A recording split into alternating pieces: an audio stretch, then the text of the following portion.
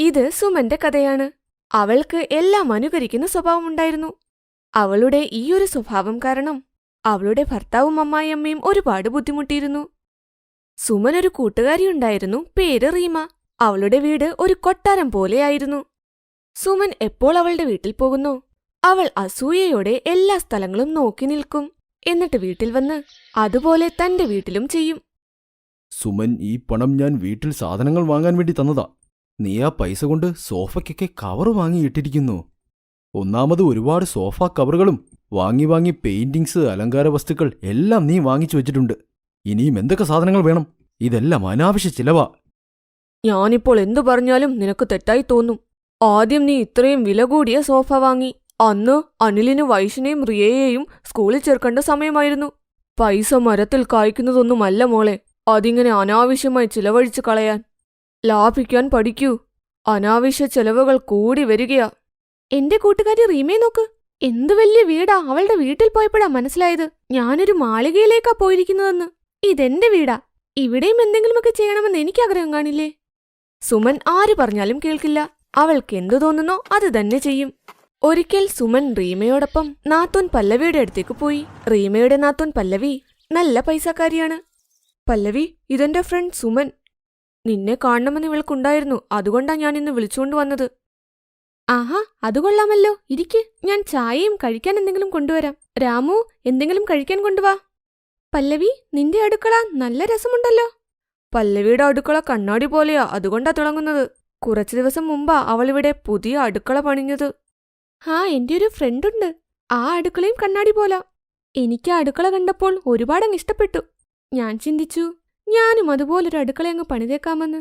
കുറച്ചു ദിവസം മുമ്പാ പുതിയ അടുക്കള പണിഞ്ഞത്. കണ്ണാടി അടുക്കള കണ്ട് സുമന്റെ മനസ്സിൽ അസൂയ തോന്നി. അവൾ മനസ്സിൽ ചിന്തിച്ചു, തന്റെ അടുക്കളയും കണ്ണാടി പോലാക്കാമെന്ന്. വീട്ടിൽ ചെന്ന് സുമൻ ഈ കാര്യങ്ങൾ പറഞ്ഞു. എനിക്ക് കണ്ണാടി കൊണ്ടുള്ള അടുക്കള വേണം. എന്താ കണ്ണാടി അടുക്കളയോ? ഒന്നാമത് ഇവിടെ ചിലവിന്മേൽ ചിലവാ. ഇതിനുവേണ്ടി എത്ര ചിലവാകുമെന്നാ നീ ഇങ്ങനെ വാശി പിടിക്കുന്നത്? റീമയുടെ നാത്തൂനും ചെയ്തിട്ടുണ്ടല്ലോ. അവരുടെ വീട്ടിൽ ആരും എതിര് നിന്നില്ല. റീമയുടെ നാത്തൂന്റെ കയ്യിൽ പണമുണ്ട്. അവൾക്ക് അവളുടെ സൗകര്യത്തിന് എന്ത് വേണമെങ്കിലും ചെയ്യാം. എന്നാൽ നമുക്കത്രയും ചിലവ് ഏറ്റെടുക്കാൻ പറ്റില്ല മോളെ. അനിൽ തന്നെയാണ് കുടുംബം നോക്കുന്നത്. നീ പിന്നെ കുറച്ചുകൂടി ചിലവുകൾ അവനെ ഏൽപ്പിക്കുന്നു. നിങ്ങൾ എപ്പോഴും ഒഴിവ് കഴിവ് പറയുക. എനിക്കും എന്റെ കൂട്ടുകാരികളെ പോലെയാകണം. അവർ വീട്ടിലേക്ക് വരുമ്പോൾ അവരെപ്പോലെ എല്ലാം എനിക്കും വേണം. അവരുടെ വീട്ടിൽ എന്തൊക്കെയുണ്ടോ അതൊക്കെ. അടുത്ത മാസം റീമയുടെ നാത്തൂൻ ഇങ്ങോട്ട് വരുന്നുണ്ട്. എനിക്കും അവളെ കാണിക്കണം എന്റെ അടുക്കള കണ്ണാടി കൊണ്ടുള്ളതാന്ന്. സുമൻ ആര് പറയുന്നതും കേട്ടില്ല. അവൾക്ക് കണ്ണാടി കൊണ്ടുള്ള അടുക്കള വേണം. അവൾ ഇക്കാര്യത്തിന് ശാഠ്യം പിടിച്ചുകൊണ്ടേയിരുന്നു. അനിൽ കുറെ ചിലവഴിച്ച് സുമന്റെ സന്തോഷത്തിനായി കണ്ണാടി കൊണ്ടുള്ള അടുക്കള ഉണ്ടാക്കാൻ സമ്മതം മൂളി. ദിവസങ്ങൾക്കുള്ളിൽ തിളങ്ങുന്ന കണ്ണാടി കൊണ്ടുള്ള അടുക്കള തയ്യാറായി.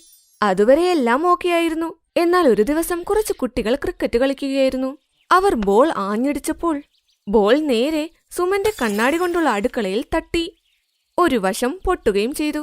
ദൈവമേ, എന്തുപറ്റി? എന്തെങ്കിലും പൊട്ടിയോ? മുത്തശ്ശി, താഴെ കുട്ടികൾ ക്രിക്കറ്റ് കളിക്കുന്നുണ്ട്. അങ്ങനെയാ ബോൾ വന്നത്. നോക്കൂ, എല്ലാം പൊട്ടിപ്പോയി. നിനക്കറിയില്ലേ ഇത്? അടുക്കളയിൽ കണ്ണാടി മാത്രമേ ഉള്ളൂ. മുത്തശ്ശി, അടുക്കളയ്ക്കൊന്നുമില്ല. അമ്മയും ചന്തയിൽ പോയിരിക്കുക. പെട്ടെന്ന് സുമനും അനിലും വന്നു. ഇനിയും പണി ഇതുപോലത്തെ അടുക്കള. പോയി നോക്ക് അടുക്കളയുടെ അവസ്ഥ. കുട്ടികൾ പന്ത് കളിച്ച് അടുക്കളയുടെ കണ്ണാടി തകർത്തു. ഇനി ശരിയാക്കണം. ശരിയാക്കിയില്ലെങ്കിൽ വല്ല പൂച്ചയോ എലിയോ വല്ലോ അകത്തു കയറും. കുട്ടികളുടെ അഹങ്കാരം കുറച്ച് കൂടുന്നുണ്ട്. ഞാനൊന്നു പോയി പറഞ്ഞിട്ട് വരട്ടെ. പിള്ളേരെ വഴക്ക് പറഞ്ഞിട്ട് എന്താ കാര്യം? തെറ്റ് നിന്റേതാ. നീയല്ലേ ഈ കണ്ണാടി അടുക്കളയൊക്കെ ഉണ്ടാക്കിയത്. വീട്ടിലാരെങ്കിലും ഇങ്ങനത്തെ അടുക്കള പണിയുമോ? ഇതൊക്കെ വല്ല ഹോട്ടലിലുമല്ലേ പണിയൂ. ചിലപ്പോൾ ഇങ്ങനെയൊക്കെ സംഭവിക്കും. തെറ്റ് നിന്റേത് തന്നെയാ. നിങ്ങളെന്തിനാ ഇപ്പൊ പ്രസംഗിക്കുന്നത്? അത് ശരിയാക്കാൻ അറിയാവുന്ന ഒരുത്തിനെ വിളിച്ചോണ്ട് വാ. അതിന് പൈസയാകും. ശരിയാക്കിയാലല്ലേ നടക്കൂ. ചൂടുകാലമെത്തിയപ്പോൾ അടുക്കളയിൽ പതിയെ ചൂട് കൂടാൻ തുടങ്ങി. സുമൻ ജനൽ തുറന്നിട്ടും എന്നിട്ടും അടുക്കളയിൽ ചൂടായിരുന്നു. ചൂടുകൂടിയപ്പോൾ അടുക്കളയിൽ നിൽക്കാൻ പറ്റാത്ത അവസ്ഥയായി. അന്നുമുതൽ സുമന് കണ്ണാടി അടുക്കളയ്ക്കുള്ളിൽ എപ്പോഴും ചൂടടിക്കാൻ തുടങ്ങി. സുമൻ കുറച്ച് വിഷമത്തിലായി. എന്തുപറ്റി മോളെ, നീ എന്താ ഇത്ര വിയർത്തിരിക്കുന്നത്? ആ കണ്ണാടിന്ന് നല്ല ചൂട് വരുന്നു, അതുകൊണ്ട് വിയർത്തതാ. കണ്ണാടിയിൽ കൂടി സൂര്യവെട്ടം അടിക്കുന്നതാ. വൈകുന്നേരം ഭക്ഷണം ഉണ്ടാക്കാം. ഇപ്പോൾ അടുക്കളയിൽ നല്ല ചൂടാ. എല്ലാം നിന്റെ ഇഷ്ടം മോളെ. കുട്ടികൾ സ്കൂളിൽ നിന്നും വരുമ്പോൾ കഴിക്കാൻ എന്തെങ്കിലും ചോദിക്കും. അത് കടയിൽ നിന്നും വാങ്ങാം.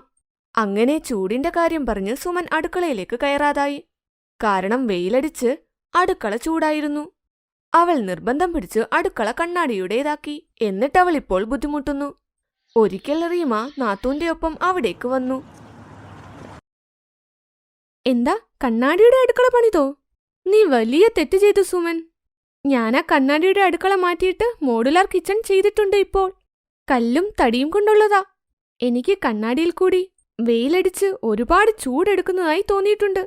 ഞാൻ ആഗ്രഹിച്ച് ചെയ്തതാ, പക്ഷെ പിന്നെ അതൊരു പ്രശ്നമായി. കഴിഞ്ഞ മാസമേ മാറ്റി. നീ ഇപ്പോൾ വന്ന് അവിടെ നിന്ന് നോക്ക്. എന്റെ പുതിയ അടുക്കള നല്ല രസമുണ്ട്. റീമയുടെ നാത്തോൻ പല്ലവി പറയുന്നത് കേട്ട് സുമന്റെ മുഖം വാടി. അവൾ കന്നുകൊണ്ട് മനസ്സിലായി, അനുകരിക്കുന്നതിലൂടെ അവൾക്കൊന്നും തന്നെ കിട്ടില്ല.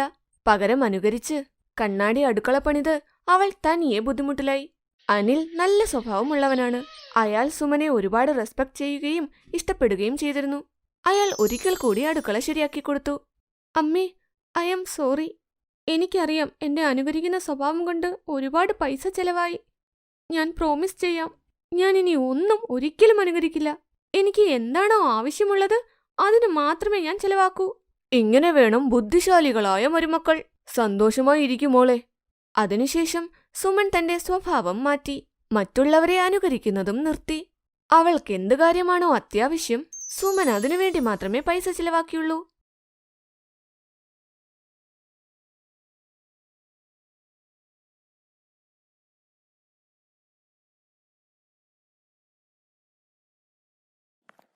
ചേട്ടത്തി, ഓ ചേട്ടത്തി, ഇതുവരെ ഒരുങ്ങിക്കഴിഞ്ഞില്ലേ? 4ാമത്തെ തവണയാണ് അമ്മ എന്നെ വിടുന്നത്. ഇപ്രാവശ്യം ചേട്ടത്തിനെ അമ്മയുടെ മുമ്പിൽ കൊണ്ടുപോയില്ലെങ്കിലേ എനിക്ക് നല്ല അടി കിട്ടൂട്ടോ. ഈ ബ്ലഷറും ലിപ്സ്റ്റിക്കും ഒന്നും ഇട്ടോട്ടെ, ഇപ്പൊ തന്നെ പോവാൻ 2 മിനിറ്റ്. ഇതും പറഞ്ഞ് പുതുപ്പെണ്ണായ മാൻസി വീണ്ടും മേക്കപ്പ് ചെയ്യാൻ തുടങ്ങി. അവളുടെ നാത്തൂൻ സോമി അവളുടെ അടുത്ത് വന്നു നിന്ന് പിന്നീട്, എന്റെ പൊന്നു ചേട്ടത്തി, ചേച്ചിയുടെ കൺപീലി പോയോ? അയ്യോ അല്ല സോമി, ഇത് ആർട്ടിഫിഷ്യൽ ആയിട്ടുള്ള കൺപീലിയാ. ലാഷ് ഗ്ലൂ വെച്ചാണ് ഇത് ഒട്ടിക്കുന്നത്. അത് കൊള്ളാലോ. ഇതെന്താ ചേട്ടത്തി? ഇത് ബ്ലഷറും ഹൈലൈറ്ററും ആണ്. ഇത് ഐഷാഡോന്റെ പാലറ്റാണ്. വേറൊരു കാര്യം കാണിക്കാം, നോക്ക്. ഇതെന്റെ ലിപ്സ്റ്റിക്കിന്റെ കളക്ഷൻ. ആ ചേട്ടത്തി കൊള്ളാം. ചേട്ടത്തിയുടെ അടുത്ത് എന്തോരം മേക്കപ്പ് സാധന. എന്റെ അടുത്ത് ആകെ റെഡ് ലിപ്സ്റ്റിക് ഉണ്ട്. ആ ലിപ്സ്റ്റിക് അമ്മ നിർബന്ധിച്ചപ്പോ 1 വർഷം മുമ്പ് വാങ്ങിച്ചതാ. അതെന്താ അങ്ങനെ? നിന്നെപ്പോലത്തെ കുട്ടികളൊക്കെ ഒരുപാട് മേക്കപ്പ് ചെയ്യല്ലോ. അത് ശരിയാ, പക്ഷെ അമ്മയ്ക്ക് മേക്കപ്പ് ഇഷ്ടമല്ല. എന്നെ കൊണ്ടൊട്ട് ചെയ്യിപ്പിക്കാനും സമ്മതിക്കൂല. അയ്യോ കുഴപ്പമില്ല. ഇനി മുതൽ മേക്കപ്പിന്റെ എന്ത് സാധനം വേണോ എന്റെ അടുത്ത് ചോദിച്ചാ മതി. ചേട്ടത്തി തന്നെ എനിക്ക് മേക്കപ്പ് ചെയ്ത് തന്നാ പോരെ? വേറൊന്നുമല്ല, എനിക്ക് മേക്കപ്പ് ചെയ്യാൻ അറിഞ്ഞൂടാ. ആണോ? എന്നാ വാ ഇവിടെ ഇരിക്ക്, ഇപ്പൊ തന്നെ മേക്കപ്പ് ചെയ്തു തരാം. അങ്ങനെ സോമി മേക്കപ്പ് ചെയ്യാൻ ഇരുന്നു. മാൻസിയും നല്ല രീതിയിൽ മേക്കപ്പ് ചെയ്യാൻ തുടങ്ങി. ഈ തിരക്കിനിടയിൽ അവര് മറന്നുപോയി മാനസീനെ പുറത്ത് കാത്തിരിക്കുവാണെന്ന്. സോമി മാനസീനെ പുറത്തോട്ട് കൊണ്ടുവന്നില്ല. അവരെ കാണാത്തതുകൊണ്ട് കല്യാണി മുറിയിലേക്ക് വരും. അവിടെ നടന്ന കാര്യങ്ങളൊക്കെ കണ്ട് കല്യാണിക്ക് നല്ല ദേഷ്യം വരും. സോമി, ഞാനിവിടെ നിന്നെ എന്തിനാ വിട്ടത്? കണ്ട മേക്കപ്പ് ചെയ്യാനായിരുന്നോ? അമ്മ, അത് ഞാൻ വെറുതെ കുറച്ച് ഞാൻ വെറുതെ. അമ്മ അവളെ വഴക്ക് പറയണ്ട, ഞാനാ അവളെ പിടിച്ചു നിർത്തിയത്. പിന്നെ അമ്മ കണ്ടു കാണില്ല. ചെറുതായിട്ട് മേക്കപ്പ് ചെയ്തപ്പോ തന്നെ എന്ത് ഭംഗിയാ അവളെ കാണാൻ. ഭംഗിയോ? ഒരു രാക്ഷസിയെ പോലെ ഉണ്ട് ഇപ്പൊ കാണാൻ. സോമി, പോയി മേക്കപ്പ് ഒക്കെ കഴുകിയിട്ട് വാ, എന്നിട്ട് എല്ലാവർക്കും ചായ ഉണ്ടാക്കിത്താ. അമ്മ പറഞ്ഞ കാര്യം കേട്ട് സോമി പേടിച്ചു പോയി. നേരെ ഒന്നും പറയാതെ മുഖം കഴുകാൻ പോയി. അവളവിടുന്ന് പോയി കഴിഞ്ഞപ്പോ കല്യാണി മാനസിയോട് പറഞ്ഞു, ദേ ഞാനൊരു കാര്യം പറഞ്ഞേക്കാം, എന്റെ മകളെ നിന്നെപ്പോലെ ആക്കാൻ ഒരിക്കലും നോക്കരുത്. അതെന്താ? എനിക്കെന്തെങ്കിലും കുഴപ്പങ്ങളുണ്ടോ? കുഴപ്പങ്ങളുണ്ടോ ഇല്ലയെന്ന് പിന്നെ നോക്കാം. വീട്ടിലെ ഒരു ജോലിയും നോക്കാതെ ഈ ലിപ്സ്റ്റിക് ഇട്ട് നടന്നാ മതിയല്ലോ, അപ്പൊ എല്ലാ കാര്യങ്ങളും നടക്കുമല്ലോ. നിന്നെ എന്ത് പറയാനാ? പണമുള്ള വീട്ടിൽ നിന്ന് വന്നതല്ലേ, പാഴ്ചെലവ് ചെയ്യാലോ. കുറെ മേക്കപ്പ് സാധനം വാങ്ങിച്ചു വെക്കും. എന്റെ വീട്ടിലെ പെൺകുട്ടി ഇങ്ങനെ ഒന്നും ആവരുതെന്ന് ഞാൻ പറഞ്ഞിട്ടുണ്ട്. എന്താണോ നമുക്കുള്ളത് അതുകൊണ്ട് ജീവിക്കാൻ പഠിക്കണം. പക്ഷെ അമ്മ, മതി, എനിക്ക് നിന്നോട് ഇതുപോലെ പറഞ്ഞിരിക്കാൻ സമയമില്ല. അയലോക്കത്തെ എല്ലാ ചേച്ചിമാരും അവിടെ വന്നിരിക്കുക. സമയമുണ്ടെങ്കിലേ ഒന്ന് പുറത്തോട്ട് വന്ന് അവരെ ഒന്ന് മുഖം കാണിക്ക്, ഇല്ലേ അവര് കാണാതെ തിരിച്ചങ്ങ് പോവേണ്ടി വരും. ഇങ്ങനെ പറഞ്ഞ് കല്യാണി അവിടുന്ന് പോയി. കല്യാണിയുടെ പുറകെ മാനസി തട്ട ഇട്ടുകൊണ്ട് പോയി. കല്യാണിക്ക് 2 പിള്ളേരായിരുന്നു. മൂത്തവൻ വിനേഷ്, ഇളയത് സോമി. വിനേഷും മാനസിയും ഒരു കോളേജിലാണ് പഠിച്ചിരുന്നത്. അവിടെ വെച്ച് തന്നെയാണ് ഫ്രണ്ട്ഷിപ്പ്, ലവ്, മാരേജ് എല്ലാം തീരുമാനിച്ചത്. കല്യാണിക്ക് ഈ ബന്ധത്തിനോട് താല്പര്യമുണ്ടായിരുന്നില്ല. കാരണം അവൾക്ക് തോന്നിയത് ഈ പണക്കാരി പെണ്ണുങ്ങൾക്കൊന്നും വീട് നന്നായി നോക്കാൻ കഴിയില്ല എന്ന്. പിന്നെ അവളുടെ അഹങ്കാരം വിനേഷ് നിർത്താനും പറ്റില്ല. എന്നാൽ മാനസിയുടെ ചിന്തകളൊക്കെ വ്യത്യസ്തമായിരുന്നു. മാനസി, ഞാൻ നിന്നോട് നേരത്തെ പറഞ്ഞല്ലേ, അമ്മയായിട്ട് നിനക്ക് അഡ്ജസ്റ്റ് ചെയ്യാൻ പറ്റില്ല. നിനക്ക് എല്ലാത്തിനും പരിഹസിക്കുന്ന ശീലമുള്ളത്. കണ്ടില്ലേ ഒരു പാവം പെൺകുട്ടിയെ എങ്ങനെയൊക്കെ ഭയപ്പെടുത്തിയെന്ന്. എന്റെ അമ്മയെ നീ... ഇല്ല വിനേഷ്, നമ്മള് അമ്മേനെയും സോമിനെയും വിട്ടെവിടെയും പോണില്ല. നീ തന്നെ ചിന്തിക്ക്, നമ്മളല്ലാതെ ആരാ അവർക്കുള്ളത്? ഇതാലോചിച്ച് ഞാനും മിണ്ടാതിരുന്നു. നിനക്കറിയുന്നല്ല മാനസി, അമ്മ എപ്പോഴും അങ്ങനെയല്ല. ബാബുജി ജീവിച്ചിരുന്നപ്പോ അതൊക്കെ ചെയ്യാൻ വളരെ ഇഷ്ടമായിരുന്നു. പക്ഷേ ബാബുജി പോയതിനു ശേഷം പിന്നെ ഒന്നും തോന്നിയില്ല. ഒരുപക്ഷെ ചെറിയ പ്രായത്തിൽ തന്നെ വിധവയായതുകൊണ്ടാവാം അമ്മ ഇങ്ങനെയൊക്കെ പെരുമാറുന്നത്. കുഴപ്പമില്ല വിനേഷ്, എനിക്ക് മനസ്സിലാവും. പിന്നെ ഒരു കാര്യം, അമ്മ എന്ത് പറഞ്ഞാലും എനിക്ക് വിഷമം തോന്നില്ല. എന്റെ ആഗ്രഹം അമ്മ എന്റെ മനസ്സ് മനസ്സിലാക്കി എന്നോട് ചിരിച്ച് സംസാരിക്കണമെന്നാ. അശ്ശോ, വെള്ളം കൂടിപ്പോയല്ലോ ഇന്ന്. ഞാനെന്ത് ചെയ്യും? അമ്മായി കണ്ട പണിയാകുമല്ലോ. അമ്മ വഴക്ക് പറയില്ല. അമ്മ വന്നതിന് മുമ്പ് ഞാനിത് ശരിയാക്കി തരാം. എനിക്കിത്താ, ഞാൻ ശരിയാക്കാം. താങ്ക് യു സോമി, നീ ഇല്ലായിരുന്ന ഞാൻ എന്ത് ചെയ്തേനെ? എന്റെ പൊന്നു ചേട്ടത്തി, ഇത് വലിയ കാര്യമൊന്നും അല്ലെന്നേ. പിന്നെയില്ലേ, ഇന്ന് വൈകുന്നേരം എന്തെങ്കിലും പണിയുണ്ടോ? അല്ലേ വേണ്ട. അതെന്താ അങ്ങനെ വിട്ടുകളയുന്നേ? വൈകുന്നേരം ഞാൻ ഫ്രീയാ, പറ നീ. എന്താ പഠിക്കേണ്ടത്? അത് പിന്നെ എനിക്ക് ഐലൈനർ എങ്ങനെ എഴുതണേന്ന് പഠിക്കാനായിരുന്നു. എന്റെ കൂട്ടുകാരിലൊക്കെ ഇടും, എനിക്ക് അറിഞ്ഞൂടാതാ. പഠിപ്പിച്ചു തരാട്ടോ. പക്ഷെ എന്നും അത് നീ പ്രാക്ടീസ് ചെയ്യേണ്ടി വരും, എന്നാലത് സെറ്റാവൂ. ആണോ? എന്നാ വേണ്ട. ഇന്നാണെങ്കിൽ അമ്മ ഭജനയ്ക്ക് പോയിരിക്കുക. പക്ഷെ എന്നും പറ്റില്ലല്ലോ. നീ നിനക്കിടണ്ട, എനിക്കിട്ട് തന്നു പഠിച്ചൂടെ? എന്ത് മനസ്സിലായില്ല? എന്റെ പൊന്നു നാത്തൂനെ, അമ്മ പ്രാർത്ഥിക്കുന്ന സമയത്ത് നീ എന്റെ അടുത്ത് വരണം. ഫുൾ മേക്കപ്പ് എങ്ങനെയാന്ന് ഞാൻ പഠിപ്പിച്ചു തരാം. അമ്മായി രാവിലെ അമ്പലത്തിൽ പോകുന്ന സമയം നീ എനിക്ക് മേക്കപ്പ് ഇട്ട് തരണം. അങ്ങനെയാകുമ്പോ നിനക്ക് പ്രാക്ടീസ് ആവും, അമ്മായിയോട്ട് അറിയത്തൂല്ല. മാനസി പറഞ്ഞ കാര്യം കേട്ട് അവൾക്ക് ഭയങ്കര സന്തോഷമായി. അങ്ങനെ കുറച്ചു ദിവസങ്ങൾക്ക് ശേഷം, വിമലേ, നീ എന്റെ സോമിനെ കണ്ടിരുന്നോ? ആനേ, കണ്ടെന്നേ. നിന്റെ മോളെയും കണ്ട് നിന്റെ മരുമോളെയും കണ്ട്. ആ വളവിലുള്ള ബ്യൂട്ടി പാർലർ അടുത്ത് പോകുന്നതായിട്ട് ഞാൻ കണ്ട്. എന്റെ കല്യാണം ഒന്നും തോന്നരുത് കേട്ടോ. എല്ലാ വീട്ടിലും മരുമക്കള് അവിടത്തെ കാര്യം അനുസരിച്ചാ ജീവിക്കുന്നേ. നിന്റെ അവിടത്തെ കാര്യമൊക്കെ തിരിഞ്ഞാണല്ലോ. എങ്ങനെയാണോ ചേട്ടത്തി, അതുപോലെ തന്നെയാണല്ലോ നാത്തൂനും ഇപ്പം. കല്യാണിക്ക് നല്ല ദേഷ്യം വന്നിരിക്കുകയായിരുന്നു. കല്യാണി രണ്ടുപേർക്കും നല്ലത് കൊടുക്കാതിരിക്കുകയായിരുന്നു. അവര് രണ്ടുപേരും എത്തിയപ്പോഴേക്കും, വന്നോ രണ്ടും? സോമി, നിനക്കിന്ന് രക്ഷപ്പെടാൻ പറ്റില്ല. അതിനു മുമ്പേ ഞാൻ ഈ മൂദേവീനെ ഒന്ന് പഠിപ്പിക്കട്ടെ ഒരു കാര്യം. ഞാൻ നിന്നോട് പറഞ്ഞിട്ടുള്ളതല്ലേ മകളുമായി അധികം കൂട്ടുവേണ്ടെന്ന്. പക്ഷെ നിനക്ക് പറ്റില്ല. പറ, എന്തിനാ എന്റെ മോളെ ബ്യൂട്ടി പാർലറിൽ കൊണ്ടുപോയത്? നിനക്ക് അവളെ നിന്നെപ്പോലെ ആക്കണം അല്ലേ? അമ്മ ഇങ്ങനെ ആവശ്യമില്ലാതെ പറയല്ലേ. നീ മിണ്ടിപ്പോരുത് സോമി, നിന്റെ കാലോടിക്കും ഞാൻ. നിനക്ക് എങ്ങനെ ധൈര്യം വന്നു എന്നോട് ചോദിക്കാതെ ഇവളുടെ കൂടെ പോകാനായിട്ട്?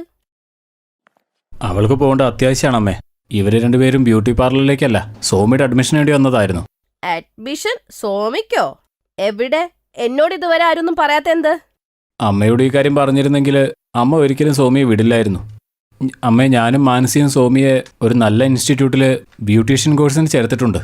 വേണ്ട, ആവശ്യമില്ലാത്ത പൈസ കളയാൻ ഞാൻ സമ്മതിക്കില്ല. ഇതൊക്കെ പഠിച്ചിട്ട് സോമി എന്ത് ചെയ്യാനാ? നിന്റെ ഭാര്യയെപ്പോലെ ആവാനാണോ? അല്ല അമ്മായി, എന്നെപ്പോലെയല്ല, എന്നെക്കാളും നല്ലൊരു ജോലി അവൾക്ക് കിട്ടാനാ. ഇത് നോക്ക്, കഴിഞ്ഞ വർഷം മേക്കപ്പ് കോമ്പറ്റീഷനിൽ സോമിക്ക് ഫസ്റ്റ് പ്രൈസ് കിട്ടി. വലിയ വലിയ മേക്കപ്പ് ആർട്ടിസ്റ്റിനെ ഇവള് തോൽപ്പിച്ചു കളഞ്ഞു. അതും അവളുടെ കയ്യിൽ ഒരു പ്രൊഫഷണൽ ഡിഗ്രി പോലുമില്ലായിരുന്നു. അമ്മയുടെ കൈയും പിടിച്ച് സോണി പറഞ്ഞു, അമ്മ അറിയാതെയാണ് ഇതെല്ലാം ചെയ്തത്. അതിനെന്നോട് ക്ഷമിക്ക്. സത്യം പറയാലോ, ചേട്ടത്തിയെപ്പോലെ ഒരിക്കലും എനിക്കാവാൻ പറ്റില്ല. ചേട്ടത്തി നല്ലതാണ്. ചേട്ടത്തി എന്റെ ചേട്ടത്തിയാ, എന്റെ കൂട്ടുകാരിയാ, പിന്നെ എന്റെ അമ്മയും. ഞാൻ എന്നും ആഗ്രഹിച്ച എന്റെ അമ്മ. സോമി പറഞ്ഞത് കേട്ട് കല്യാണിക്ക് നല്ല വിഷമമായി. കല്യാണിക്ക് ചെയ്ത തെറ്റു മനസ്സിലായി. അവൾ സ്നേഹത്തോടെ സോമിയുടെ തലയിൽ തടവി നേരെ മാനസിയുടെ മുമ്പിൽ കൈകൂപ്പി നിന്നു. കാരണം അവൾക്ക് മനസ്സിലായി, മാനസിയെ പോലത്തെ വേറൊരു മരുമകളെ അവരുടെ കുടുംബത്തിലേക്ക് കിട്ടില്ല എന്ന്. Thanks for watching.